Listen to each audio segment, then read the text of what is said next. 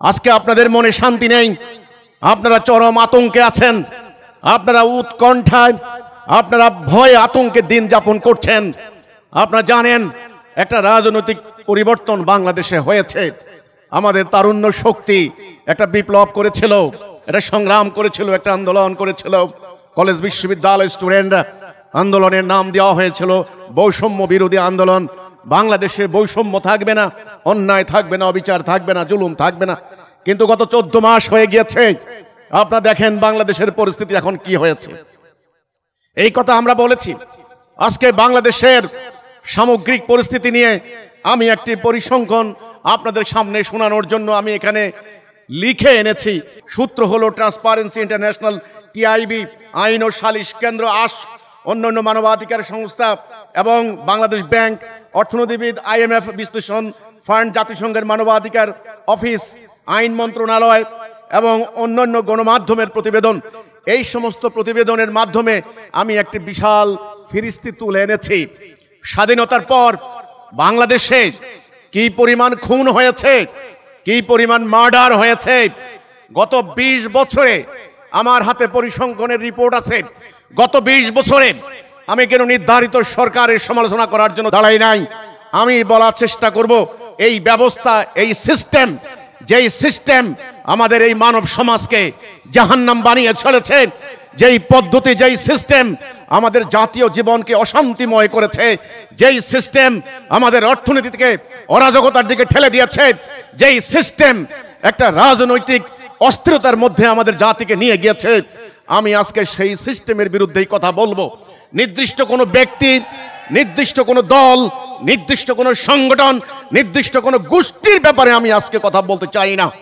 স্বাধীনতার 54 বছর পর্যন্ত খুন, মার্ডার, শুধু বাংলাদেশে সরকার বিরোধী হরতাল হয়েছে সমগ্র হিসাব করতে গেলে 2200 দিন থেকে 2300 দিন। আমি হিসাব করেছি প্রায় 6 বছর এদেশে হরতাল হয়েছে। বাংলাদেশে এখন এই মুহূর্তে 1 নাম্বার সমস্যা চাঁদাবাজি। আমাদের দেশের সড়ক পরিবহন কর্তৃপক্ষ, বিভিন্ন সমিতি, তারা বলেছে বছরে 3000 কোটি টাকা শুধু সড়ক সেক্টরে চাঁদাবাজি হচ্ছে। অন্যান্যগুলো বাদ দেন, 1.5 থেকে 2 লক্ষ মানুষ খুন হয়েছে গত 20 বছরে। ধর্ষণ হয়েছে 2 থেকে 2.5 লাখ, এই হিসাব আমার কাছে আছে। 1.25 কোটি মামলা হয়েছে এই গত 54 বছরে। শুধুমাত্র বর্তমানে 45 লক্ষ মামলা পেন্ডিং। বাংলাদেশের $350 বিলিয়ন বিদেশে পাচার হয়েছে। প্রতি বছর 15 থেকে 17 বিলিয়ন ডলার পাচার হচ্ছে। আজকে তলাবিহীন ঝুড়িতে পরিণত হয়েছে বাংলাদেশ। এই দেশের মানুষ আজকে ভাত খেতে কষ্ট হবে আগামী দিন। আপনারা হতবাক হয়ে যাবেন। এদেশে শুধু সড়ক দুর্ঘটনায় মানুষ মারা যাচ্ছে প্রতি বছর 10,000, প্রায় 20 বছরে 2 থেকে 2.5 লাখ সড়ক দুর্ঘটনায়। কারণ সেখানে কোনো আইন নাই, কেউ আইন মানছে না, আইনের কোনো পাত্তাই নেই, কোনো বালাই নেই। আমার কাছে সমস্ত পরিসংখ্যান আছে। অফিস আদালতে ঘুষ হচ্ছে প্রতি বছর, তারা অনুমান করেছেন 10,000 কোটি টাকা অফিসে ঘুষের লেনদেন হচ্ছে। বাংলাদেশ এই মুহূর্তে 1.25 লক্ষ কোটি টাকা বিদেশিকে সুদের টাকা সুদ করতে হচ্ছে। এই সুদের টাকা সুদ করতে গিয়ে আমাদের বৈদেশিক রেমিটেন্সের উপর প্রভাব পড়ছে। এই অরাজকতা, এই অশান্তি আজকে আপনারা দেখতে পাচ্ছেন। একদল যখন ক্ষমতা থেকে নামে তখন শুরু হয় হরতাল, অবরোধ, লকডাউন। মানুষের জীবনযাত্রা অচল হয়ে যায়। যারা গাড়ির মালিক তারা নামাতে পাচ্ছেন না গাড়ি, গাড়িতে ককটেল নিক্ষেপ, বোমা নিক্ষেপ। আমরা দেখলাম গাড়িতে ঘুমিয়েছিল শ্রমিক, জ্বলে পড়ে অঙ্গার হয়ে গিয়েছে, তার কোনো বিচার নাই। আপনি আদালতে যান, 45 লক্ষ মামলা এই মুহূর্তে পেন্ডিং। লক্ষ লক্ষ টাকা খরচ করেও আপনি কিন্তু মামলার কোনো বিচার পাচ্ছেন না। তাহলে এই যে রাজনৈতিক অরাজকতা, এই যে অর্থনৈতিক বৈষম্য, এই যে সামাজিক অবিচার, এই যে সুদ, ঘুষ, রাহাজানি, এটা কেন? আমরা বলেছি, আমরা হিজবুত তাওহীদ আন্দোলন এই কথা বলেছি। আমরা যে এই ব্যবস্থা দিয়ে আমাদের রাষ্ট্র পরিচালনা করছি, আমাদের সমাজ পরিচালনা করছি, এই ব্যবস্থা মানুষের তৈরি ব্যবস্থা। আমাদেরকে আল্লাহ রাব্বুল আলামিন সৃষ্টি করেছেন একটা মহান উদ্দেশ্যে। আমরা আল্লাহর খলিফা, আল্লাহর প্রতিনিধি। এই পৃথিবী, এই বিশ্ব ব্রহ্মাণ্ড, এই মানব জাতি এমনি এমনি সৃষ্টি হয়নি। একজন প্রভু আল্লাহ রাব্বুল আলামিন তিনি আমাদেরকে সৃষ্টি করেছেন মহাপরিকল্পনার অংশ হিসেবে। এই পৃথিবীতে যেন আমরা ন্যায়, সুবিচার, শান্তির মধ্যে থাকতে পারি, ঐক্য শৃঙ্খলার মধ্যে থাকতে পারি। আমাদের যেন যুদ্ধ না হয়, হানাহানি না হয়, মারামারি না হয়, অশান্তি না হয়। গুটি কয়েক লোক হাজার হাজার কোটি টাকার মালিক হয়ে যাচ্ছে, আর লক্ষ কোটি মানুষ অবর্ণনীয় কষ্ট করছে। এমন অরাজকতা যেন না হয়। সেজন্য আল্লাহ রাব্বুল আলামিন যুগে যুগে নবী রাসূলদের মাধ্যমে দ্বীন পাঠালেন, হেদায়া পাঠালেন। হেদায়া মানে হলো রাইট ডাইরেকশন, সঠিক পথ নির্দেশনা। আল্লাহর শেষ নবী হযরত মুহাম্মদ মুস্তাফা সাল্লাল্লাহু আলাইহি ওয়াসাল্লাম, উনাকেও যে উদ্দেশ্যে আল্লাহ পাঠিয়েছেন সেটা হচ্ছে সূরা ফাতহ 28, সূরা সফ 9, সূরা তওবা 33। আল্লাহ বললেন, ওয়াল্লাযী আরসালা রাসূলাহু বিল হুদা ওয়া দীনিল হক লিইয়ুযহিরাহু আলাদ দীনি কুল্লিহি। আমি আমার রাসূলকে পাঠিয়েছি হেদায়া এবং সত্য দ্বীন দিয়ে, যেন অন্যান্য সমস্ত দ্বীনের উপরে এটাকে বিজয়ী করে, এটাকে জাহির করে, এটাকে গালেব করে। আল্লাহ রাসূল কষ্ট করে গাছের লতা পাতা খেয়ে শত্রুর আঘাতে আঘাতে জর্জরিত হয়ে তিনি আল্লাহর দেওয়া সত্য দ্বীন জাজিরাতুল আরবে কায়েম করে তিনি প্রমাণ দিলেন মানুষের শান্তির, মানুষের মুক্তির, মানুষের মধ্যে নেই বিচারের, বৈষম্যহীন সমাজ প্রতিষ্ঠার একমাত্র গ্যারান্টি আল্লাহর দেওয়া দ্বীন, দ্বীনুল হক। আল্লাহ রাসূল যখন আল্লাহর দেওয়া দ্বীন প্রতিষ্ঠা করলেন, আপনারা জানেন তার আগে আরবের জাহিলি সমাজ কেমন ছিল। সেখানে ঘরে ঘরে অশান্তি ছিল, অভাব দারিদ্র ছিল, মানুষের পেটে ভাত ছিল না, গোত্রে গোত্রে মারামারি হানাহানি চলতো। আরব সমাজ ছিল গোত্রীয় সমাজ। সুদ, ঘুষ, রাহাজানি, চুরি, ডাকাতি, অশ্লীলতা, বেহায়াপনা, মূর্তি পূজা ইত্যাদি সমস্ত অসামাজিক, অহেতুক, অনর্থক কার্যকলাপে আরববাসী নিপতিত ছিল, লিপ্ত ছিল। ওই সমাজে নবী করিম সাল্লাল্লাহু আলাইহি ওয়াসাল্লাম আল্লাহর দেওয়া দ্বীন কায়েম করে প্রমাণ করে দিলেন মানুষের শান্তির একমাত্র গ্যারান্টি আল্লাহর দেওয়া দ্বীন, দ্বীনুল হক। এই সাম্য, এই ন্যায় বিচার, এই মানবাধিকার প্রতিষ্ঠা করেছিল ইসলাম। আজকে আমরা যারা মুসলমান সারা পৃথিবীতে আমাদের সংখ্যা হচ্ছে প্রায় 240 কোটি। সমগ্র মানব জাতির মধ্যে আমরা প্রায় 31%, 31% আমরা 240 কোটি মুসলমান। আমাদের রাষ্ট্রের সংখ্যা হলো 57টা রাষ্ট্র। 57টা রাষ্ট্রে আমরা বিভক্ত। দেশের তেল সম্পদ, গ্যাস সম্পদ, যেটা ছাড়া দুনিয়া চলে না, দুনিয়ার প্রযুক্তি চলে না, 70% আমাদের পায়ের নিচে। গতকালকে আমরা দেখলাম সৌদি বাদশা সালমান তিনি গিয়েছেন আমেরিকাতে। ডোনাল্ড ট্রাম্পের সঙ্গে চুক্তি হয়েছে $1 ট্রিলিয়ন চুক্তি, $1000 বিলিয়ন। কল্পনা করা যায় না, যেখানে আমাদের রিজার্ভের ফান্ডের মাত্র $25 বিলিয়ন, $1000 বিলিয়ন চুক্তি করেছে আমেরিকা। ডোনাল্ড ট্রাম্প জানে সৌদি আরবের মাটির নিচে তেল, খনিজ সম্পদ, যে তেল ছাড়া, গ্যাস ছাড়া আধুনিক প্রযুক্তি চলে না। আমরা 240 কোটি মুসলমান, 57টা রাষ্ট্রে বিভক্ত। আমাদের সামষ্টিক সেনাবাহিনীর সংখ্যা আছে শুধু 1,50,00,000 মতো। আজকে দেখুন দুনিয়াতে আমরা নিপীড়িত, আমরা লাঞ্ছিত। আমাদের 8 কোটি মুসলমান উদ্বাস্তু। গত 2 বছরে 1 লক্ষ ফিলিস্তিনকে ধ্বংস করে দিয়েছে, হত্যা করেছে। এর মধ্যে 60,000 নারী এবং শিশু। পুরো ফিলিস্তিন উজাড় করে দিয়েছে, ধ্বংস করে দিয়েছে। 100% বাড়িঘর সেখানে আজকে নাই। আজকে মানবাধিকার সংস্থা জাতিসংঘ নীরব। আমাদের বাড়ির কাছের মিয়ানমারের 24 লক্ষ মুসলমানকে তাড়িয়ে দিয়েছে।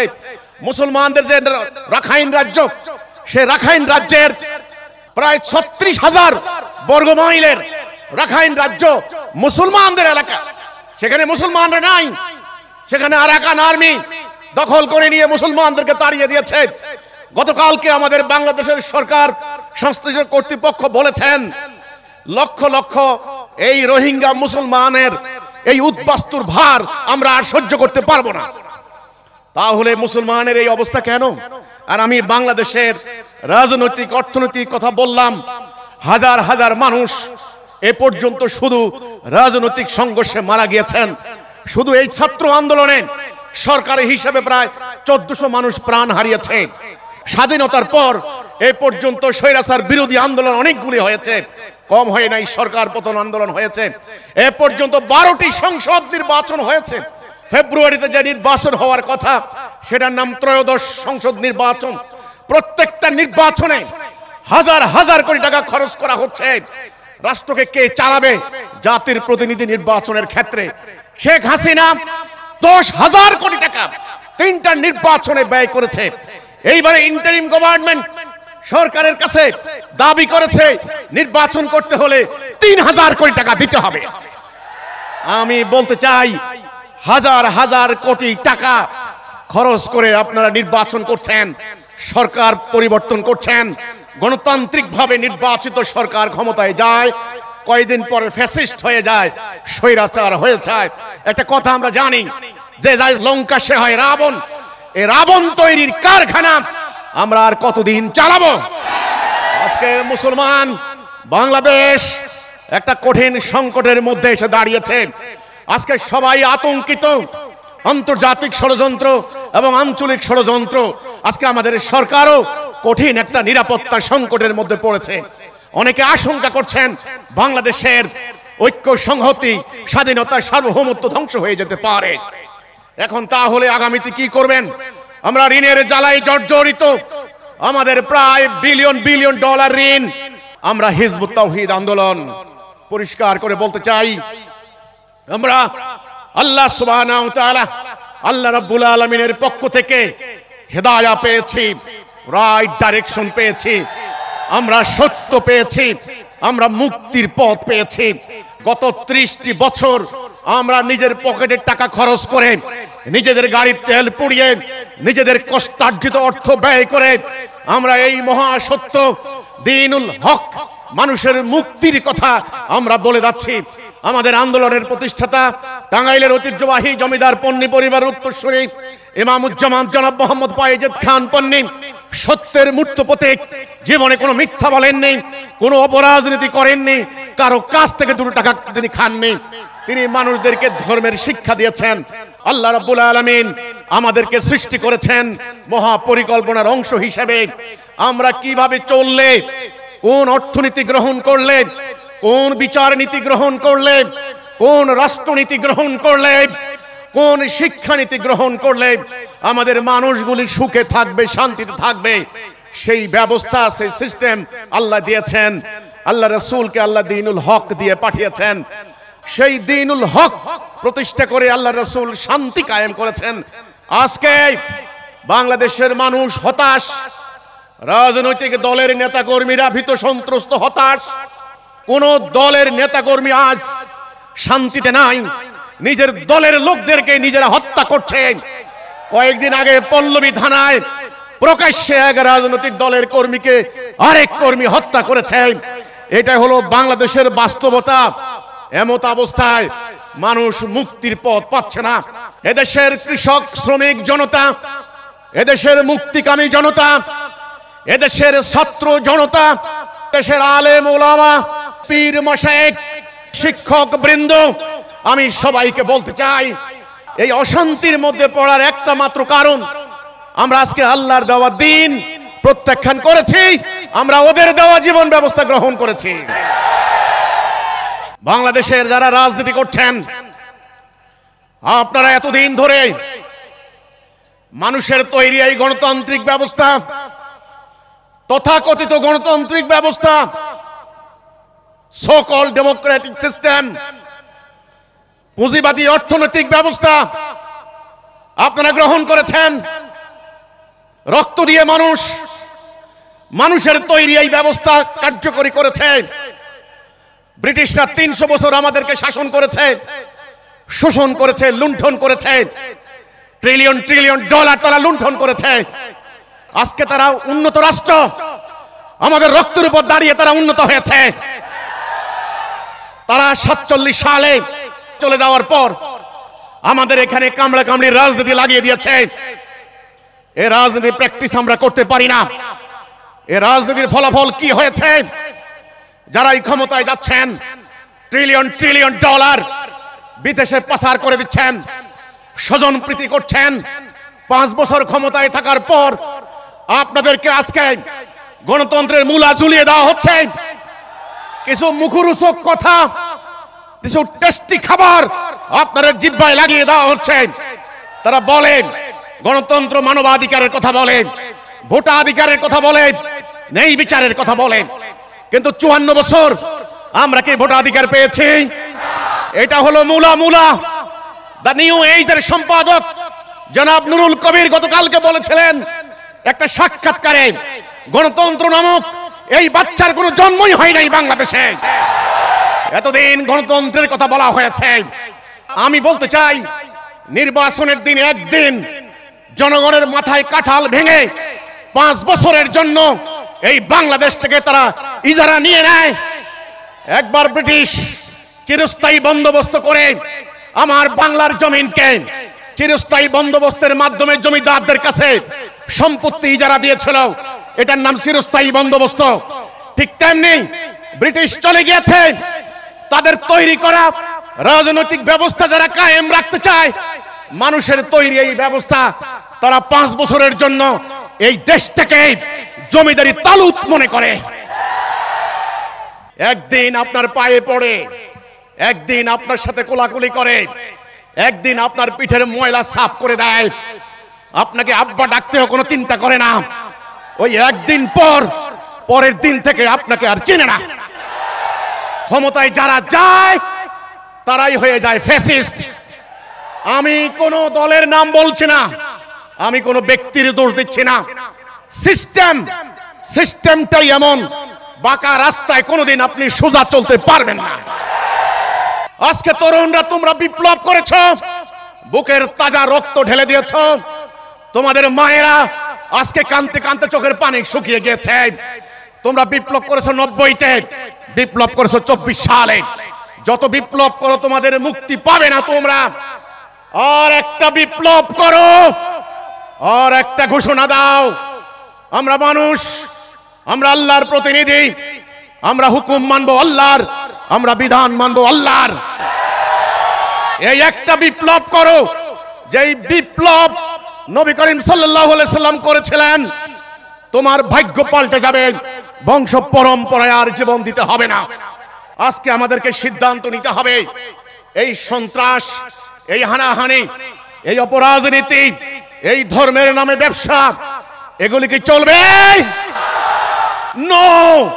যদি না চলে, এখন থেকে সিদ্ধান্ত নিতে হবে, আল্লাহর দেওয়া জীবন ব্যবস্থা কায়েম করো। মানুষের তৈরি ভুল ব্যবস্থা অকার্যকর প্রমাণ হয়েছে, ব্যর্থ প্রমাণ হয়েছে। মানুষের তৈরি ব্যবস্থা ত্রুটিযুক্ত, মানুষকে শান্তি দিতে পারবে না। আল্লাহ রাব্বুল আলামিন মহান, নিখুঁত, তিনি আমাদের জন্য জীবন ব্যবস্থা দিয়েছেন। আল্লাহর দেওয়া জীবন ব্যবস্থা গ্রহণ করার ক্ষেত্রে আমাদের দুটি কারণ। নাম্বার 1, মানুষের তৈরি ব্যবস্থা ব্যর্থ হয়েছে। রাজনৈতিক দুর্বৃত্তায়ন বন্ধ করতে পারে নাই, আদালতে মামলা ন্যায় বিচার নিশ্চিত করতে পারে নাই, অর্থনীতির সুদ বন্ধ করতে পারে নাই, শিক্ষানীতিতে দুর্নীতি বন্ধ করতে পারে নাই। কাজেই 1 নাম্বার, মানুষের তৈরি এই ব্যবস্থা ব্যর্থ, অকার্যকর, ফেইলড। 2 নাম্বার, আমাদের ইমানি বাধ্যবাধকতা, আমাদের ধর্মীয় বাধ্যবাধকতা। আমরা মুমিন, আমরা আল্লাহকে বিশ্বাস করি। আযান দিলে আমরা নামাজ পড়তে যাই, রমজান মাসে রোজা রাখি, হজের মাসে আমরা হজ করতে যাই, আমরা আল্লাহকে বিশ্বাস করি, আমরা যাকাত দেই, আমরা পবিত্র কোরআন তেলাওয়াত করি, যেই কোরআন আল্লাহর নাযিল করা বিধান। আমি মুসলমানদেরকে বলতে চাই, আমরা ইমানে বাধ্যবাধকতা হেতু আল্লাহর দেওয়া বিধানকে মানতেই হবে। আল্লাহ বলেছেন কোরআনে, যদি তোমরা আমার কিছু মানো কিছু না মানো, এটা হলো শিরিক। আংশিক মানা আংশিক না মানা এটা আমরা করতে পারি না। সম্পূর্ণরূপে আল্লাহর বিধান মানতে হবে। আল্লাহ শিরিক ক্ষমা করেন না। কাজেই আমরা যেহেতু নামাজ পড়ি, আমাদের আদালতে বিচার হবে আল্লাহর আইনে। আমরা যেহেতু রোজা রাখি, আমাদের অর্থনীতিতে সুদ চলে না। আমরা যেহেতু হজ করে আমাদের অর্থনীতি আমাদের রাজনীতি হবে খোলাফায়ে রাশিদুনের অনুকরণে। ইমানি বাধ্যবাধকতা আল্লাহ কোরআনে বলেছেন সূরা মায়েদা 44, 45, 47, যারা আমার নাজিল করা বিধান দ্বারা ফয়সালা করে না তারা কাফের, তারা জালেম, তারা ফাসিক। আমার কথা নয়, সমস্ত আলেমরা সেটা জানেন। এই দুটি কারণে আমাদেরকে চলমান বর্তমান ব্যর্থ মানুষের তৈরি ব্যবস্থাকে প্রত্যাখ্যান করতে হবে। আপনারা কি মানুষের তৈরি বিধান চান? আপনারা কি আল্লাহর বিধান চান? আগামী দিন নির্বাচন করবে, এটার নাম গণভোট। হ্যাঁ ভোট হবে অথবা না ভোট হবে। গণভোটের এজেন্ডা কি হবে? গণভোটের এজেন্ডা হবে জুলাই সনদ সংবিধানে অন্তর্ভুক্ত হবে কিনা।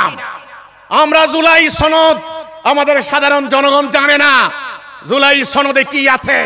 পত্রিকায় যে খবরটি এসেছে আমরা সেটা পেয়েছি, দ্বিকক্ষ বিশিষ্ট পার্লামেন্ট, উচ্চ কক্ষের সিনেট 100 সদস্য হবে, তারা পিআর পদ্ধতিতে নির্বাচিত হবে। কিন্তু যারা জুলাই সনদ করেছেন তারা কি জুলাই সনদে এই প্রস্তাব দিয়েছেন আগামী দিন আল্লাহর বিধান চলবে কি চলবে না? দেন নাই।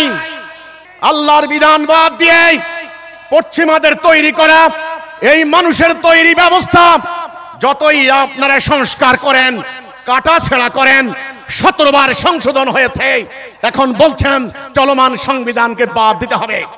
এই গণভোটের কোনো ফলাফল হবে না। আমাকে তারা প্রশ্ন করেন, আপনি কি রাজনীতি করবেন না? আপনি কি নির্বাচনে আসবেন না? আমি বলেছি আগামী দিন যদি গণভোট এই কথার উপরে হয়, আপনারা কি আল্লাহর বিধান আল্লাহর আইন চান কি চান না? হ্যাঁ বলুন, না বলুন। তবে আমি আমার হিজবুত তাওহীদ আমরা 1000 বার চিন্তা করব এই গণভোটে আমরা যাব কিনা। কয়জন কয় মেয়াদের পার্লামেন্টের প্রধানমন্ত্রী হবেন, সিনেটে কে থাকবে, পিআর পদ্ধতিতে ইলেকশন হবে কি হবে না, কতদিন পর সংসদের মধ্যে আইন পাস হবে অটোমেটিক্যালি, এটা নিয়ে জনগণের কোনো মাথা ব্যথা নাই। জনগণ শান্তিতে ঘুমাতে চায়, নারীরা বেজ্জুত হচ্ছে, জনগণ সংসার চালাইতে পারছে না, দ্রব্যমূল্যের দাম আকাশচুম্বী, অফিসে ঘুষ আর ঘুষ, সুদের জ্বালায় অস্থির, ব্যবসায়ীরা পুঁজি হারিয়েছেন। বাংলাদেশের প্রত্যেকটা ব্যবসায়ী আজ ডুকরে ডুকরে কান্না করছে। কাজেই পিআর পদ্ধতি নির্বাচনে দেশে শান্তি আসবে না। এদেশে শান্তি আসার গ্যারান্টি আল্লাহর কোরআনের আইন, আল্লাহর বিধান, দ্বীনুল হক। আগামী দিন গণভোট, যদি গণভোট হতে হয়, আজকে হিজবুত তাওহীদ আন্দোলন এই ময়দানে দাঁড়িয়ে আমি সরকার, রাজনৈতিক দল, মিডিয়া, আমি সবাইকে স্বনির্বন্ধ অনুরোধ করব, আমাদের আশা আকাঙ্ক্ষাকে মূল্যায়ন করুন, আমাদের চাওয়া পাওয়াকে মূল্যায়ন করুন। আমরা আল্লাহর বিধান মানতে চাই, জোর করে আমাদেরকে ব্যর্থ ব্যবস্থা মানাতে পারবেন না। আগামী দিন গণভোট হওয়া উচিত। আল্লাহর আইন চলবে কি চলবে না? আগামী দিন রাষ্ট্র পরিচালনায় কার আইন চলবে, কার বিধান চলবে, কার হুকুম চলবে? আপনারা কার বিধান চান? আমরা আল্লাহর বিধান চাই, আমরা মানুষের বিধান চাই না। আপনারা কি মানুষের বিধান চান? আপনারা কি সুদ চান? আদালতে ব্রিটিশের আইন চান? বর্তমান রাজনীতি চান? এই হাজার হাজার জনতার ভোট আপনাদের কি নজরে আসবে না? আসবে ইনশাআল্লাহ। হিজবুত তাওহীদ অরাজনৈতিক আন্দোলন। আপনারা বলেন আমরা রাজনীতি কেন করি না? কিসের রাজনীতি করব? এই খাসার ভিতরে আর ঢুকবো না। এই খাসার ভিতরে যারাই ঢুকেছে তারাই স্বৈরাচার, প্রতারক হয়েছে। মিথ্যাবাদী হয়েছে। ইলেকশন ইঞ্জিনিয়ারিং কাকে বলে শিখেছে, গুজব রটনা করা শিখেছে, মিথ্যা বলা শিখেছে।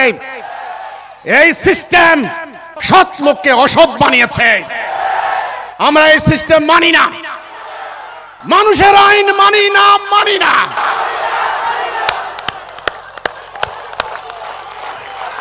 এখানে প্রধানত তিন ধরনের রাজনীতি চলে। একটা হলো ধর্মকে নিয়ে রাজনীতি, আর একটা হলো সেকুলার গণতান্ত্রিক রাজনীতি, আর একটা হলো বাম আদর্শের উপরে রাজনীতি। যারা রাজনীতি করেন, বিশেষ করে আওয়ামী লীগ, বিএনপি, এখন তো আওয়ামী লীগ নাই, বিএনপি জাতীয় পার্টি, এনসিপি আছেন, অন্যান্য দলগুলি, তারা মনে করেন জাতীয় রাষ্ট্রীয় জীবনে আল্লাহর আইনের কথা বলবে ধর্মীয় সংগঠনগুলি, আমাদের সেই দিকে নজর নাই। কিন্তু আমি সেটা মানি না, মানতে পারি না। আমি দেখেছি, আমি বাল্যকাল থেকে বাংলাদেশের পরিপ্রেক্ষিতে দেখেছি, যেই দলে করেন না কেন, মুসলমানের সন্তান, আপনি আল্লাহকে বিশ্বাস করেন, আপনি বিএনপি করেন আর এনসিপি করেন আর জাতীয় পার্টি করেন আর আওয়ামী লীগ করেন, আপনি যেই পার্টি করেন না কেন, আপনি আল্লাহকে বিশ্বাস করেন। আপনি হজ করতে যান, নির্বাচনের আগে মাজারে গিয়ে মাজারে সিন্নি দেন, আজান দিলে নামাজে পড়তে যান, জুমার দিনে আপনারা কোট্টা লাগিয়ে ইমামতি ইমাম সাহেবের পিছনে গিয়ে দাঁড়ান। তাহলে আপনারা তো আল্লাহকে বিশ্বাস করেন। আপনাদের এই বিশ্বাসের সূত্র ধরে আপনারা মনে করছেন আল্লাহ দেওয়া বিধান প্রতিষ্ঠা হলে বোধহয় আমাদের নেতৃত্ব কর্তৃত্ব চলে যাবে, খতম হয়ে যাবে। না, আমি বলতে চাই ইসলাম সম্মানিত করার জন্য এসেছে। ইসলামের নবী যখন আরবে জাজিরাতুল আরবে দিন প্রতিষ্ঠা করেছিলেন, তখন যেই ট্রাইবের যেই প্রধান ছিলেন, তিনি যখন ঈমান আনলেন, রাসূলুল্লাহ বললেন, ঠিক আছে, এখন থেকে তুমি এই গোত্রের আমির, তুমি এই গোত্রের প্রধান। শুধু সিস্টেম পরিবর্তন হয়েছে। আমি যারা বাংলাদেশে রাজনীতি করেন, যারা সেকুলার আন্দোলন করেন, যারা গণতান্ত্রিক আন্দোলন করেন, যারা বাম আন্দোলন করেন এবং যারা ইসলামী আন্দোলন করেন, আমি সবাইকে বলতে চাই, ভাইরা আমার, আসুন না একটা কাতারে আমরা ঐক্যবদ্ধ হই, একটা কলেমার পতাকা তলে ঐক্যবদ্ধ হই। লা ইলাহা ইল্লাল্লাহ। আমরা আল্লাহর বিধান ছাড়া কারো বিধান মানি না। আমি হলফ করে বলতে পারি, আল্লাহর বিধানের উপরে যদি আপনারা একটা রাষ্ট্র ব্যবস্থা কায়েম করতে পারেন, আপনাদের সম্মান, আপনাদের ইজ্জত, আপনাদের গৌরব অক্ষুণ্ণ থাকবে। আপনাদের যার যার মর্যাদা, যার যার শিক্ষাগত যোগ্যতা, যার যার অভিজ্ঞতা রয়েছে, সেই অভিজ্ঞতা মোতাবেক আপনি রাষ্ট্রে ভূমিকা রাখতে পারবেন। আজকে যখন ক্ষমতায় যদি কেউ যায়, আগের বিরোধী দলকে 14 গোষ্ঠী শুদ্ধ দেশ থেকে বের করে দেয়, দেশে আর থাকতে পারে না। ফ্যাসিস্ট আখ্যা দিয়ে, দুর্নীতিবাজ আখ্যা দিয়ে যারা দেশে থাকে, তাদের ভাগ্যে আর ঘরের ঘুমানো লাগে না, তারা জেলখানায় ঘুমায়। 200-300 মামলা তাদের উপরে, মাথার উপরে রুজু করে দেওয়া হয়, মিথ্যা মামলা। এই যে রাজনীতি, আমি হলফ করে বলতে পারি, ভাইরা আমার, আল্লাহর দেওয়া জীবন ব্যবস্থা, আল্লাহর কোরআনের উপরে কায়েম করা জীবন ব্যবস্থা যদি কায়েম হয়, কোন রাজনৈতিক দলের নেতা কর্মী বিদেশে পালিয়ে যাওয়া লাগবে না, কোন মিথ্যা মামলা হবে না। আপনি ঘরে খাবেন, ঘরে ঘুমাবেন। যারা অন্যায় করবে শুধু তাদের ব্যাপারে রাষ্ট্র দায়বদ্ধ থাকবে। আপনি বলতে পারেন এই ধরনের রাষ্ট্র ব্যবস্থা কিভাবে সম্ভব? সেই সম্ভাবনার রূপরেখা, তাওহীদ ভিত্তিক রাষ্ট্র ব্যবস্থার রূপরেখা আমি তুলে ধরেছি। আমি সাধারণ মানুষ, আমি গুনাহগার, কিন্তু আমি মুসলমান। আমি আল্লাহর প্রতি ঈমান রাখি, আমার নবীজির প্রতি ঈমান রাখি। আমি বিশ্বাস করি আল্লাহ হক, আল্লাহর কোরআন হক, আল্লাহর নবী হক, শেষ নবী, আখেরি নবী হক, সত্য। তিনি রাষ্ট্রপ্রধান ছিলেন, মানব ইতিহাসের সফলতম রাষ্ট্রনায়ক। আল্লাহ রাসূল 12.5 লক্ষ বর্গমাইল এলাকায় সাফল্যজনকভাবে রাষ্ট্র পরিচালনা করেছেন। মানুষ শান্তিতে ঘুমিয়েছে। একা একটা মেয়ে মানুষ রাতের অন্ধকারে চলে গিয়েছে, কোনো ভয় নাই, কোনো ঘুষ দুর্নীতি ছিল না। এমন একটি রাষ্ট্র ব্যবস্থা তিনি কায়েম করেছেন। তিনি সেনাবাহিনীর প্রধান ছিলেন, সামরিক বাহিনী পরিচালনার নিয়ম শৃঙ্খলা তিনি প্রবর্তন করেছেন আল্লাহ দেওয়া নীতি মোতাবেক। তিনি প্রধান বিচারপতি ছিলেন।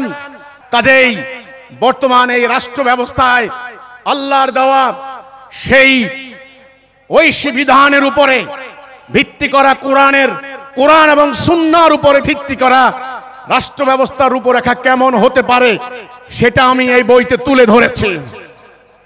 আমাদের যারা উলামায়ে কেরাম রয়েছেন, আমাদের আলেম উলামারা, দুঃখজনক হলেও সত্য কথা এই, নানান কারণে আমরা বিভিন্ন দলে ফেরকায় বিভক্ত হয়ে গিয়েছি। আজকে আমাদের বাংলাদেশের 5.5 লক্ষ মসজিদ, হাজার হাজার মাদ্রাসা, লক্ষ লক্ষ মাদ্রাসার স্টুডেন্ট, কোনটা আলিয়া মাদ্রাসার, কোনটা কওমি মাদ্রাসার। আপনারা শিক্ষকতা করছেন মাদ্রাসায়, ইমামতি করছেন মসজিদে, মাহফিল ওয়াজ মাহফিল করছেন। এই শীতকালে লক্ষ লক্ষ মানুষ আপনাদের মাহফিল শোনেন। আমি আলেমদেরকে বলতে চাই, সম্মানিত উলামায়ে কেরাম, এই জাতিকে আল্লাহর তাওহীদের দিকে ডাক দেন। আপনারা মিম্বরে দাঁড়িয়ে যারা মুসল্লি আসেন, মুসল্লিদের সামনে বর্তমান চলমান এই রাজনৈতিক ব্যবস্থা বাদ দিয়ে আল্লাহর দেওয়া ব্যবস্থা গ্রহণ করার তাৎপর্য বুঝান।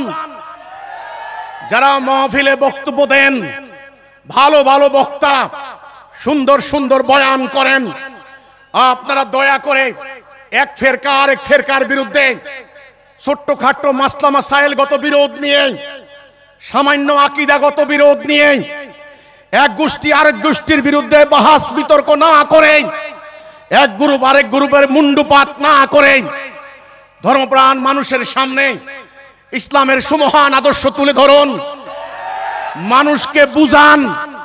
আল্লাহ দেওয়া কোরআনের আইন না মানলে মানুষের ঈমান থাকে না।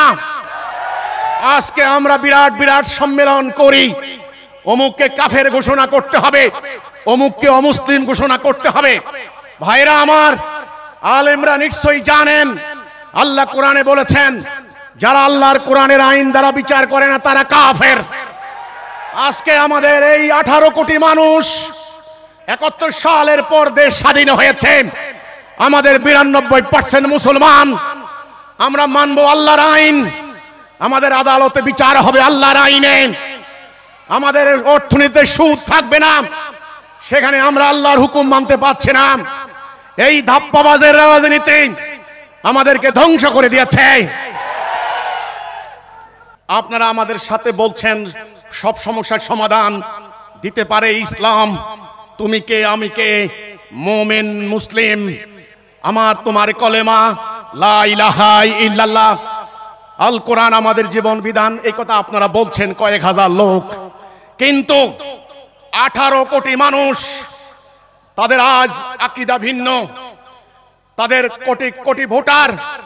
এই বছর 13 কোটি ভোটার হয়েছে, প্রায় 13 কোটি ভোটার।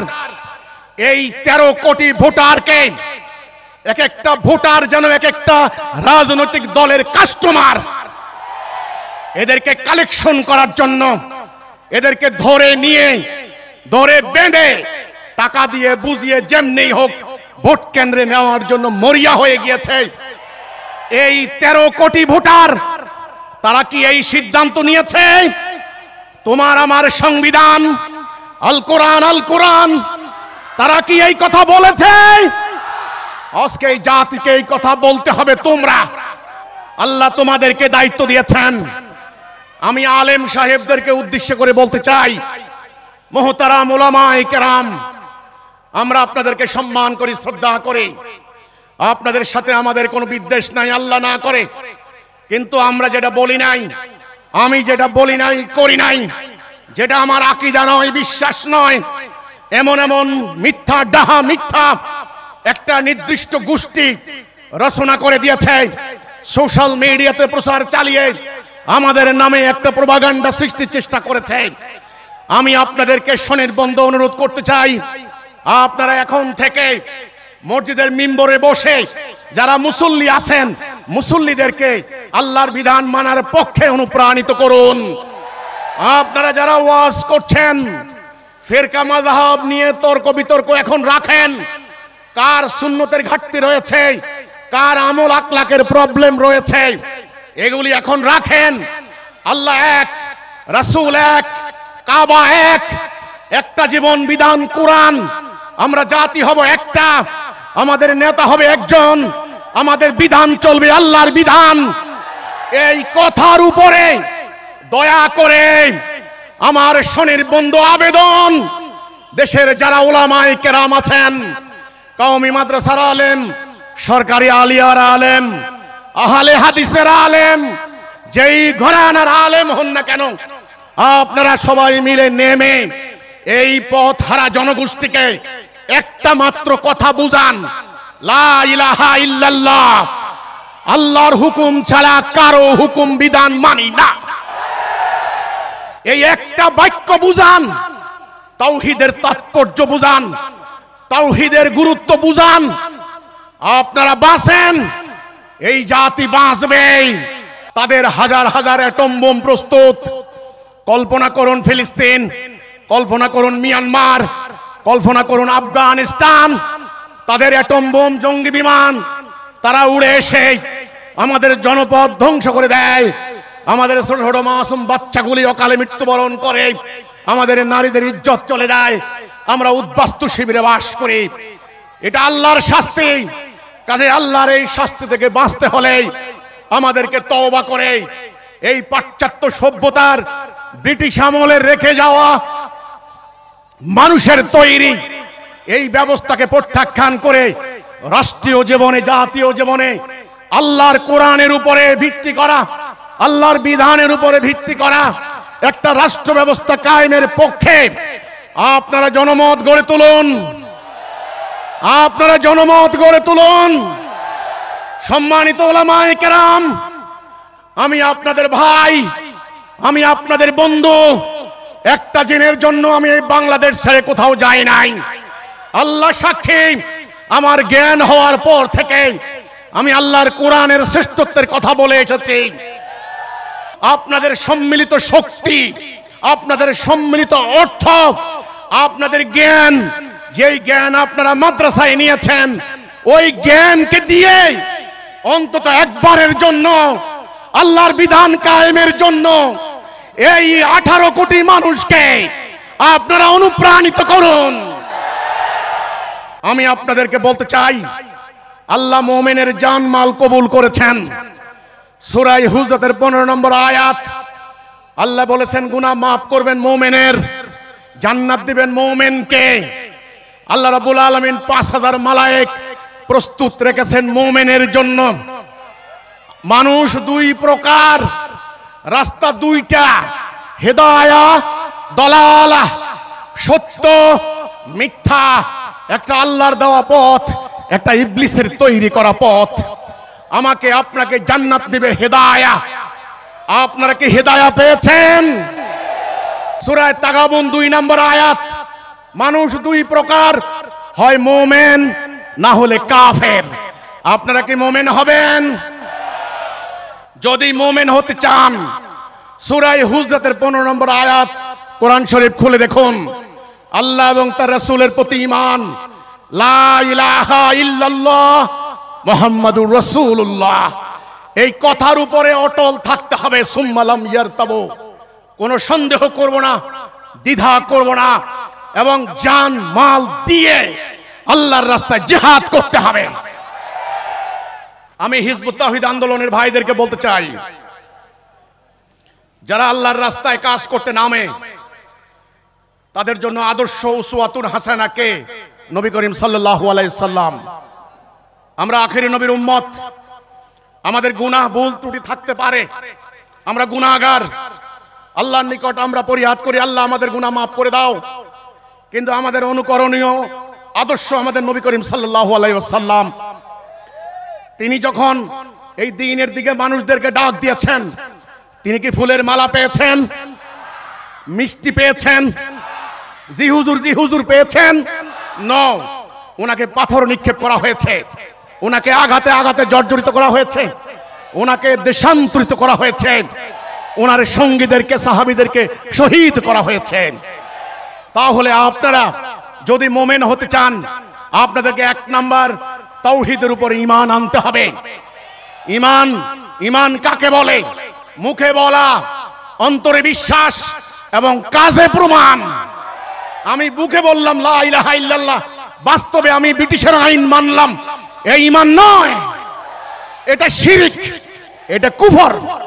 কাজেই ঈমান মুখে বলা, অন্তরে বিশ্বাস এবং কাজে প্রমাণ। আপনারা ঈমান আনার পর নিজেদের জান মাল দিয়ে আপনারা সংগ্রাম করবেন। আমি জানি আমাদের এ পর্যন্ত 5 জন ভাই বোন শহীদ হয়েছেন, রাসূলুল্লাহ সাহাবী কি শহীদ হয় নাই? আমি জানি আপনারা আহত রক্তাক্ত হয়েছেন, রাসূলুল্লাহ কি আহত রক্তাক্ত হন নাই? আমি জানি আপনারা বাড়িঘর থেকে বিতাড়িত হয়েছেন, রাসূলুল্লাহ কি বাড়িঘর থেকে বিতাড়িত হন নাই? আমি জানি আপনারা বছরের পর বছর, মাসের পর মাস জেলখানায় কষ্ট করেছেন, রাসূলুল্লাহ কি জেলখানায় কষ্ট করেন নাই?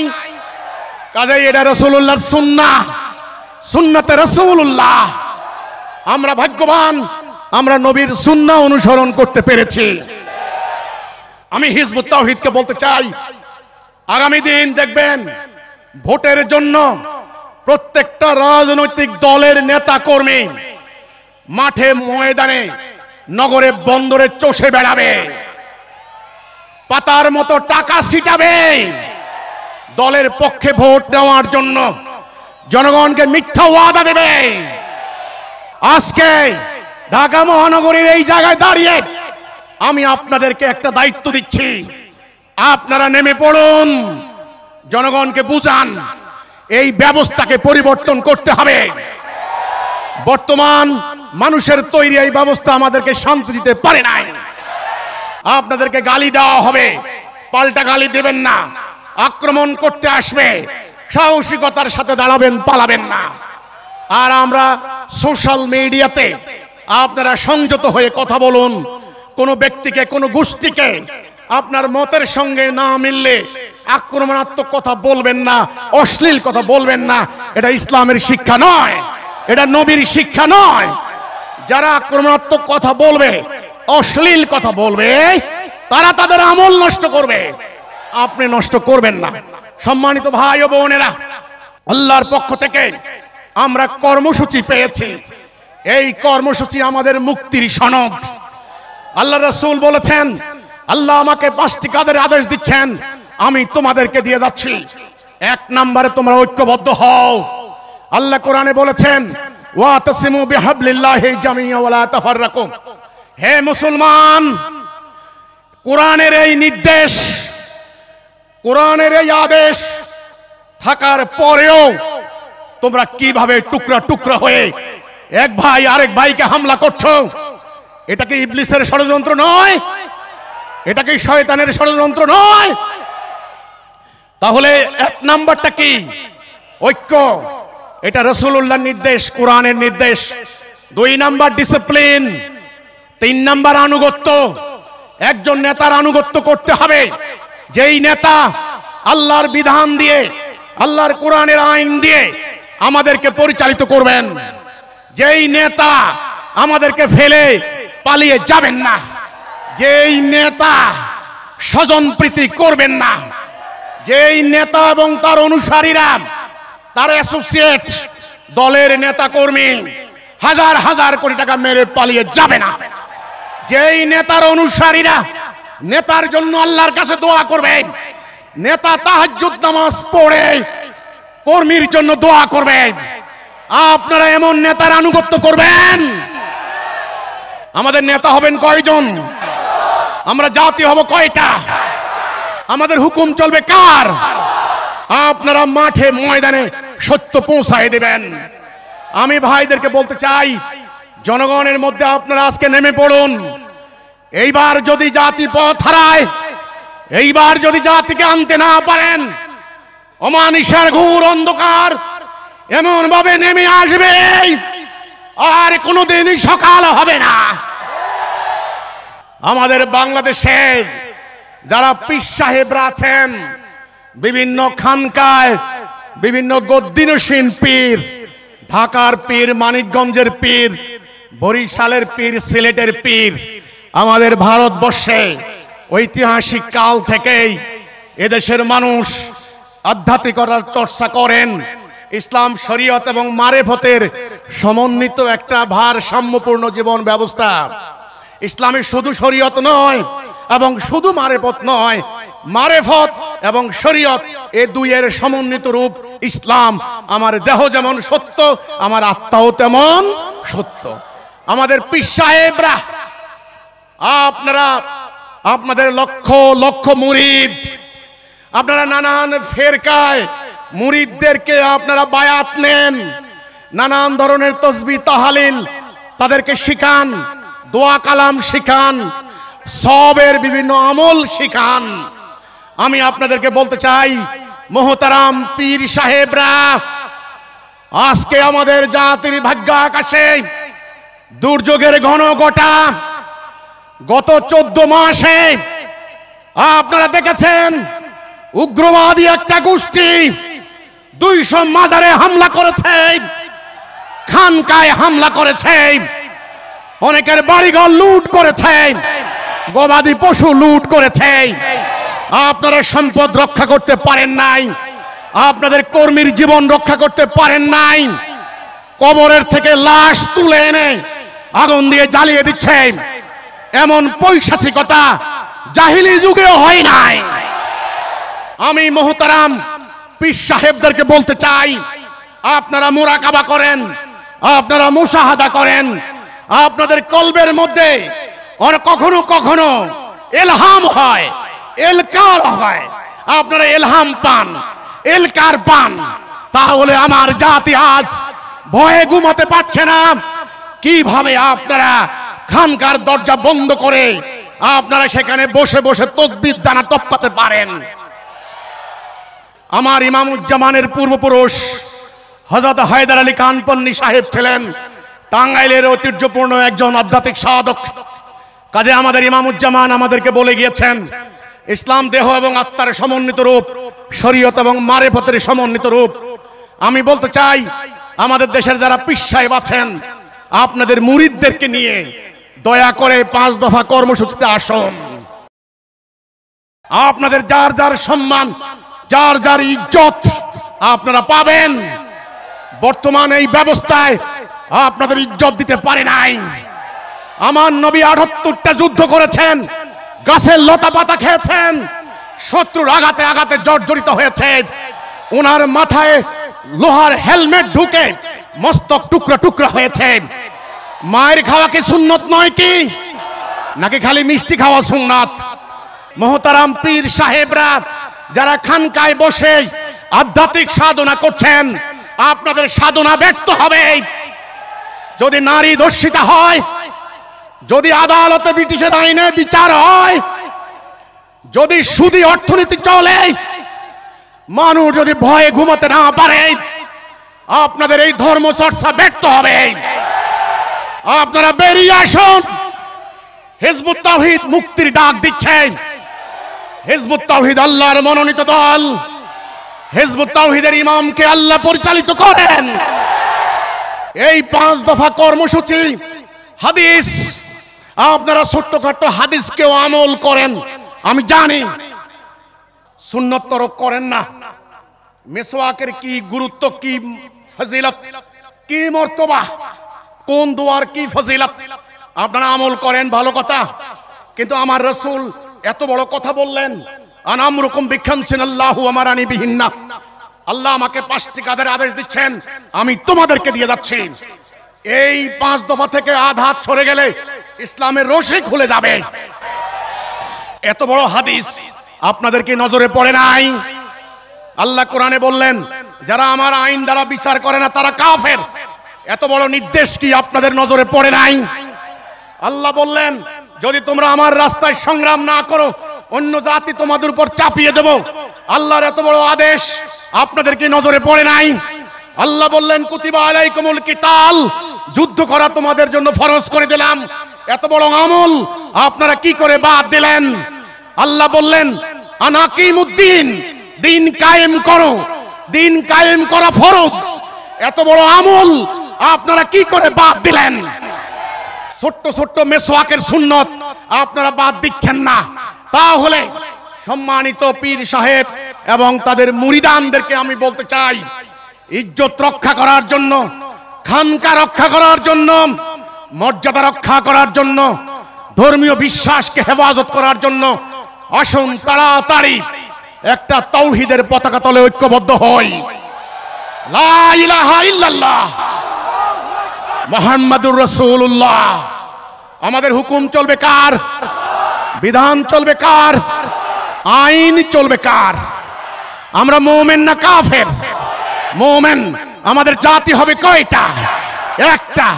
এনসিপির একজন সমন্বয়কের সঙ্গে কথা বলছিলাম, কথা প্রসঙ্গে আমি ওই ছেলেকে বলছিলাম, বাপু তোমরা তো আন্দোলন করলে, বৈষম্য বিরোধী আন্দোলন, বুকে রক্ত দিলে, বুলেট খেলে।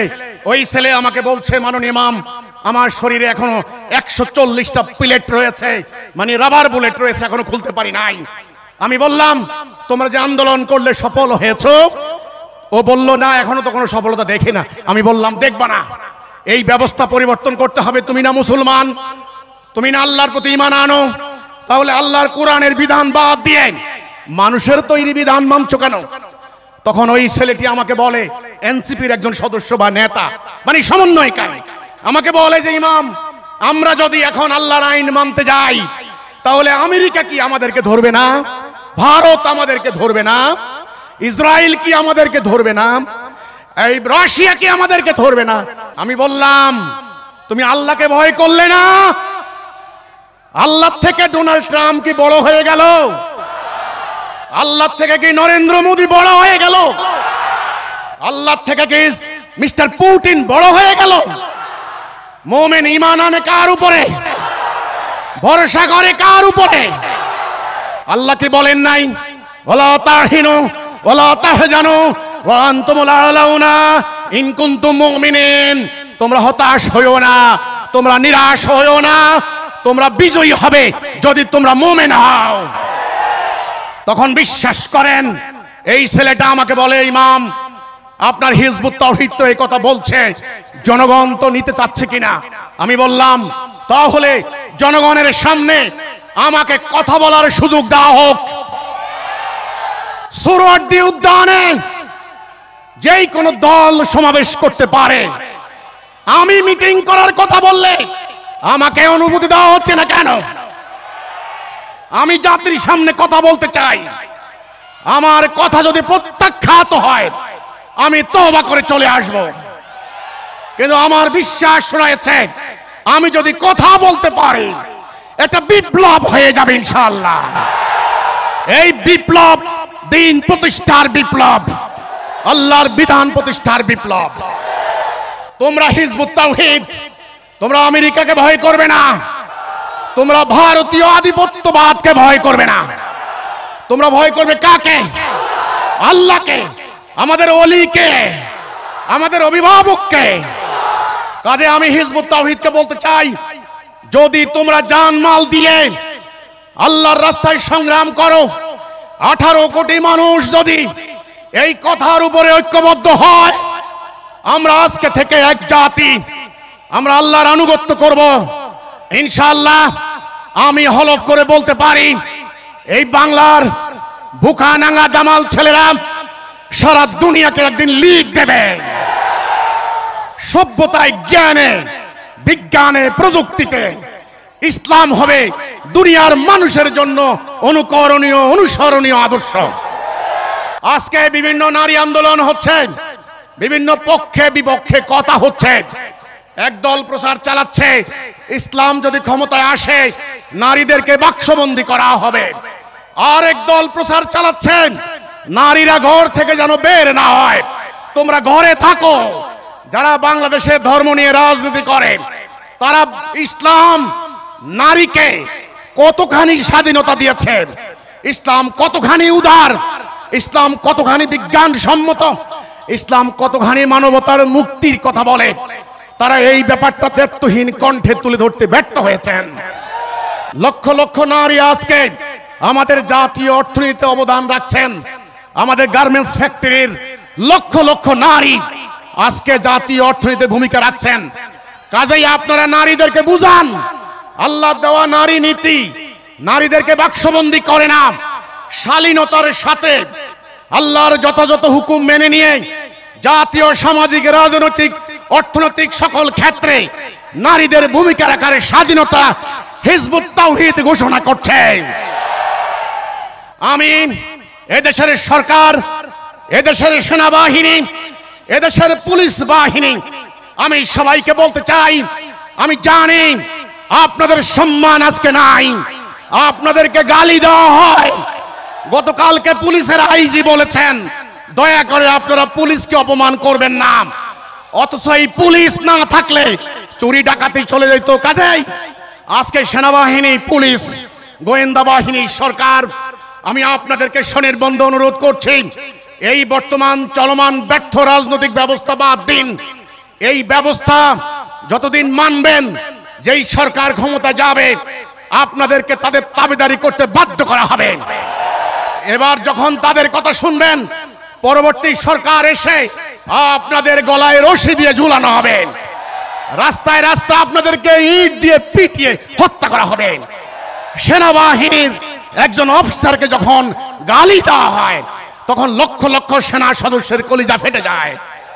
এমন অসভ্যতা, এমন বেহায়াপনা, এমন আনসিভিলাইজড কালচার ইসলাম শিক্ষা দেয় না। এই সিস্টেম থেকে বেরিয়ে আনার জন্য উপায় কি? ইসলামের সামরিক নীতি কি? ইসলামের আমলাতন্ত্রের নীতি কি হবে?